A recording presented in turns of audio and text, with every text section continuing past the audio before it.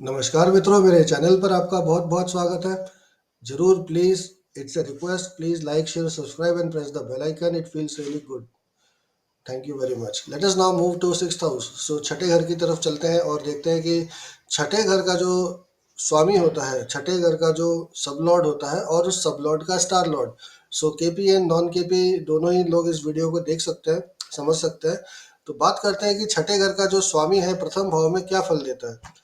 छठे घर का स्वामी अगर पहले हाउस में रहता है, असेंडेंट में होता है, लग्न में होता है, तो ऐसे जातक के सत्ता में बहुत रुचि होती है। वो बहुत बहादुर होता है, साहसी होता है, काफी धनवान होता है और वो गिना जाता है, ही becomes one of the richest person उसके एरिया में। ऐसे जातक सेना में कमांडर भी बन सकते हैं, उसकी पॉसिबिलिटी होती है।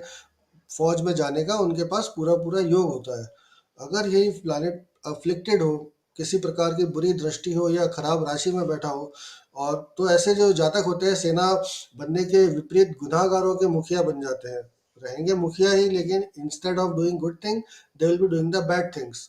This is how the rule works, but I have not seen it becoming, मतलब चोरों का मुखिया बनते मैंने नहीं देखा, लेकिन हाँ अच्छे जगह जाते हुए ऐसा देखने में आता है। ये रूल वर्क करता है। छठे घर का जो स्वामी है अगर वो दूसरे घर में बैठा होता है, तो ऐसे जातक अपने दुश्मनों की वजह से धन संपत्ति का नुकसान कर बैठते हैं। छठे घर का जो स्वामी है अगर वो अशुभ प्रभाव में रहता है, पारिवारिक जीवन की चिंताएं उनको घेरे रहती हैं, क्योंकि सेकंड हाउस फूड का है, क्लोथिंग का है, आपका ब्यूटी का है, बोलने का है। इन सब चीज़ों में समस्या आती है। हकलाने की प्रॉब्लम हो सकती है, आंखों की दृष्टि कमजोर हो सकती है, दांतों की परेशानियां हो सकती हैं। जातक को अपने जीवन संगनी से दूर रह के काम करना पड़ सकता है। It is applicable on both. Wife है, मतलब फीमेल है तो उसके हस्बैंड से दूर रहेगी, और मेल है तो वाइफ से दूर रहेगा, और दूर रह के उसको अपना कार्य व्यवसाय आदि करना पड़ सकता है। Because six house is 12 to 7th house, सप्तम भाव का 12वां घर है, इसलिए दूरी आएगी। छठे घर का स्वामी अगर तृतीय भाव में हो तो क्या फल होगा। ऐसे जातक हिंसक प्रकृति के होते हैं, या हिंसक से मतलब ये नहीं कि जैसे भेड़िया हिंसक है या शेर हिंसक है, मारपीट करने लगते हैं या गुस्सा जल्दी आ जाता है। They lose their temper fast basically. जातक के जो मामा होते हैं, जातक को के छोटे भाई को जातक के विरुद्ध उकसा सकते हैं। मतलब आपका जो मामा रहेंगे वो आपके छोटे भाई को आपके अगेंस्ट कर सकते हैं, जिससे कि आपके और आपके भाई के बीच में बैर आ सकता है, दुश्मनी आ सकती है, या नेगेटिव फीलिंग आ सकती है। ये भी एक पॉसिबिलिटी होती है कि आपके कारण आपके छोटे भाई की तबीयत खराब हो। ये सब पुराने हमारे टेक्स्ट हैं, उस समय की जो सामाजिक स्थितियां थी सब अलग थी, बट ये रूल आज भी वर्क करते हैं, देखे जाते हैं।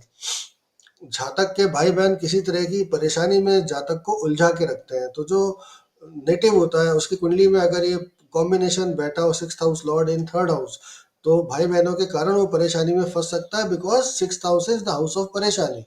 किसके कारण आएगी? Third house. Third house is what? छोटे भाई बहन, मामा। तो बात करते हैं चौथे हाउस की। और मामा क्यों? क्योंकि जो थर्ड हाउस है वो मामा का घर भी माना जाता है। सिक्स्थ हाउस का जो लॉर्ड होता है फोर्थ हाउस में अगर रहे तो क्या आपको जातक को फल मिलते हैं। चतुर्थ भाव का स्वामी अगर चौथे घर में रहे तो राजसी ठाट बाट से नहीं रह पाता है वो, और उसका जो मकान होता है बहुत जीर्ण शीर्ण होता है, बहुत खराब कंडीशन होती है। Because six house is the house of malefic things. Fourth house में जाके बैठेगा तो भाव को नष्ट करेगा। किसी ना किसी कारण से जातक को घर के बाहर ही रहना पड़ता है, जातक को अपनी माता से दूर रहना पड़ सकता है, जातक को शिक्षा ग्रहण करने में दिक्कत आ सकती है, क्योंकि फोर्थ हाउस शिक्षा का भी भाव होता है। जातक को अगर ये भाव पीड़ित है, मतलब ये प्लानिट अगर वहाँ अफ्लिक्टेड हो रहा है, तो अपनी माता जी से किसी ना किसी बात पे कुछ ना कुछ विवाद की स्थिति भी बन सकती है। पंचम भाव में क्या फल होगा अगर सिक्स हाउस का लॉर्ड फिफ्थ हाउस में बैठा रहे, या सिक्स हाउस का कस्पल सबलॉर्ड या उस कस्पल सबलॉर्ड का स्टार लॉर्ड फिफ्थ हाउस में रहे, तो उसके मामा उसको गोद लेते हैं, ऐसी पॉसिबिलिटी होती है। ऐसे जातक अपने जीवन में पर्याप्त मात्रा में धन कमाते हैं। धन के बल पर जातक समृद्धि और यश प्राप्त करता है। जातक के संतान का स्वास्थ्य आमतौर पर खराब रहता है। छठे घर का जो लॉर्ड है वो अगर छठे घर में ही बैठा हो, देन व्हाट विल हैपन। ऐसे जातक ये वैसे अच्छा कॉम्बिनेशन कॉम्बिनेशन होता है, खराब कॉम्बिनेशन नहीं है ये। ऐसा जातक अपने शत्रुओं का नाश करने वाला होता है, कभी भी आपके शत्रु आप पे हावी नहीं हो सकते। ये चीज श्योरिटी से लिख लीजिए। जातक के मामा धन दौलत के मामले में काफी समृद्ध होते हैं। यदि छठे भाव का स्वामी अशुभ हो और छठे घर में ही बैठा हो, स्थित हो, षष्ठम भाव में स्थित हो, जातक किसी गंभीर रोग से पीड़ित हो सकता है। किसी कारणवश जातक को जो परिवार वाले हैं वही शत्रु मान के बैठ जाते हैं अगर खराब स्थिति हो। अफ्लिक्शन आ गया, राहु केतु से कंजंक्शन हो गया, मैलिफिक प्लैनेट्स की कंजंक्शन हो गया, या एस्पेक्ट आ गया, या शत्रु राशि में बैठा हुआ है, तो फिर ये सब स्थितियां बनती है। बट अगर ऐसा नहीं है तो आप अपने शत्रुओं पर हमेशा हावी रहेंगे। छठे घर के स्वामी का सप्तम भाव में होने से क्या फल होता है? छठे घर का जो स्वामी होता है, अगर वो सप्तम भाव में बैठा रहे तो विवाह जो है वो किसी निकट के संबंधी से होने की संभावना होती है। पहले के समय में ऐसा होता था, और आंध्र प्रदेश में और बहुत सारे हमारे साउथ में ऐसा होता है कि मामा की लड़की से शादी करते हैं। तो यहाँ पे जो इन्फ्लुएंस है वो हर जगह तो ऐसा होता नहीं है। सो ऐसा हो सकता है कि रिलेशन में ही शादी हो जाए या रिलेटिव्स के थ्रू शादी हो, ऐसा भी आप मान सकते हैं।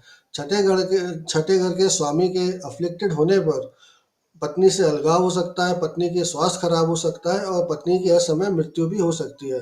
जातक की पत्नी बांझ हो सकती है, या जातक स्वयं ही स्टेराइल हो सकता है, अर्थात संतान उत्पादक क्षमता उसके अंदर नहीं होती।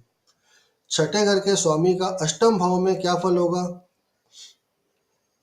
अगर छठे घर का जो स्वामी है या छठे घर का जो कस्पल सबलॉर्ड है या उसका स्टार लॉर्ड है वो अगर 8th हाउस में हो, तो जातक के ऊपर कर्ज का बहुत बोझ होता है। जातक अपनी पत्नी से खुश नहीं होता। जातक का वैवाहिक जीवन परेशानियों से घिरा हुआ रहता है।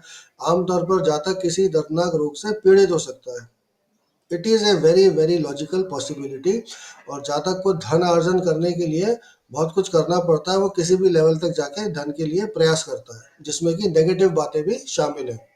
नवम भाव में अगर छठे घर का स्वामी हो, जातक में नैतिक मूल्यों का अभाव होता है, न्यायाधीश बनने का सामर्थ्य रखता है।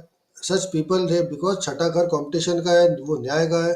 तो जो सिविल जज की परीक्षा आपकी कुंडली में अगर ये कॉम्बिनेशन हो, तो सीजे का जो एग्जाम होता है, डीजे, एलएलबी अगर आपने करी, एलएलबी एलएलएम, आर्थिक तंगी से जातक को गुजरना पड़ सकता है। जातक अपने पिता के साथ किसी न किसी बात पे झगड़ सकता है, गुरु से झगड़ सकता है, धार्मिक गुरु से या स्कूल के गुरु से। उसके उसके पिता के जो चचेरे भाई बहन होते हैं उनसे जातक को लाभ होता है। बिकॉज ये पूरा जो लॉजिक होता है ये हाउस रोटेशन पे होता है। इसीलिए आप थोड़ा हाउस रोटेट करके देखिए तो आपको समझ में आएगा कि चचेरे भाई बहन कौन हुए। छठे घर का जो का जो लॉर्ड है, अगर वो दशम भाव में हो, तो ये एक बहुत अच्छे कॉम्बिनेशंस में से एक होता है। जातक को बहुत अच्छी जॉब मिलती है। ऐसे जातक बहुत अच्छे हाई लेवल तक जाते हैं, लेकिन आगे चल के उनको नौकरी से निकाला भी जा सकता है। ऐसे जातक सिर्फ अपने लिए जीते हैं। ऐसे जातक करप्ट भी होते हैं, रिश्वत खाते हैं। और अगर बहुत ज़्यादा अफ्लिक्शन है, बहुत ज़्यादा खराबी है, तो फिर पूरी जो लाइफ है वो डिस्ट्रेस में ही निकल जाती है। 11th हाउस में अगर सिक्स कस्पल सब लॉर्ड या स्टार लॉर्ड या छठे घर का लॉर्ड बैठा हो, तो हम क्या उससे इन्फ्लुएंस निकालना चाहिए? ऐसे लोग जज बन सकते हैं। आपको डेफिनेटली अगर आपकी कुंडली में कॉम्बिनेशन है तो आपको लॉ की स्टडी करनी चाहिए और सिविल जज का एग्ज़ाम देना चाहिए। अगर यही अफ्लिक्शन है तो फिर गरीबी में जीवन निकलता है। जुआ खेलने में बहुत दिलचस्पी होती है, क्योंकि क्विक मनी चाहिए होता है। इस कारण आमतौर पर जातक को जेल की हवा भी खानी पड़ सकती है। तो अगर अफ्लिक्शन है तो आप जेल भी जा सकते हैं, ये भी आपको ध्यान रखना चाहिए। अगर छठे घर का स्वामी 12th हाउस में बैठा हो, ये वैसे टेक्निकली ये कॉम्बिनेशन खराब नहीं है, क्योंकि खराब भाव का स्वामी खराब भाव में जाए तो अच्छा होना चाहिए। लेकिन होता यह है कि जो सारी लाइफ है वो गरीबी में निकल जाती है। क्यों? क्योंकि छठा घर धन का सबसे प्रमुख हाउस है। वही उसी का लॉर्ड अगर 12th हाउस में चला गया तो पैसा आएगा लेकिन चला जाएगा, पैसा रुकेगा नहीं। जातक का जो नेचर होता है बहुत ड्राई होता है, कभी दूसरों के लिए काम नहीं करेंगे, सेल्फिश होते हैं। लाइफ में बहुत परेशानियां झेलनी पड़ती है। एक बहुत ही डिस्ट्रेसफुल लाइफ जातक को जीनी पड़ती है। ये जो कॉम्बिनेशंस हैं they are based upon ancient Hindu astrology. बहुत सारे ऋषियों ने अलग अलग मत लिखे हैं, लेकिन ये सब उनमें से सिलेक्टेड है। इसको ऐसा का ऐसा नहीं लेना है, क्योंकि समय बदल गया, लोग बदल गए, सामाजिक परिस्थितियां बदल गई। तो आज के समय में क्या इसमें एप्लीकेबल होगा, वही सब मैं आपको बताने की कोशिश करता हूँ। चाहे आप केपी के स्टूडेंट हो, चाहे नॉन केपी स्टूडेंट हो, रूल्स तो वही रहने हैं, क्योंकि KP is based on basically traditional astrology only. फिर मिलते हैं आपसे अगली वीडियो में, तब तक के लिए आज्ञा दीजिए। नमस्कार। सीताराम सीताराम सीताराम सीताराम। लाइक कर लीजिए, शेयर कर लीजिए, सब्सक्राइब कर लीजिए, बेल बटन प्रेस कर दीजिए। Thank you.